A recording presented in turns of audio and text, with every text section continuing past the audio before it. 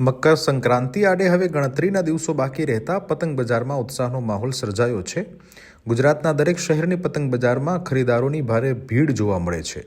આ વર્ષે પતંગ બજારમાં નવી અને ચર્ચાસ્પદ થીમોએ ખાસ આકર્ષણ જગાવ્યું છે, જેમાં ઓપરેશન સિંદૂર, સોફિયા કુરેશી તથા વડાપ્રધાન મોદીની છબીવાળી પતંગો મુખ્ય આકર્ષણ બની છે.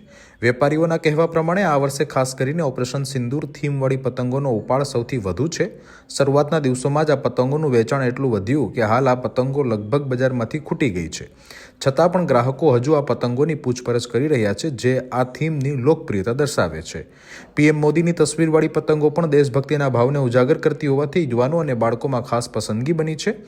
વધુ વરસાદને કારણે આ વર્ષે કમળી કાગળની આવક ઓછી છે, જેના પરિણામે પતંગોના ભાવમાં અંદાજે 20થી 30% સુધીનો વધારો નોંધાયો છે. તેમ છતાં પતંગના ચાહકોના ઉત્સાહમાં કોઈ ઘટાડો જોવા મળ્યો નથી. લોકો પરિવાર સાથે બજારમાં આવીને મનપસંદ પતંગો અને દોરાની ખરીદી કરી રહ્યા છે.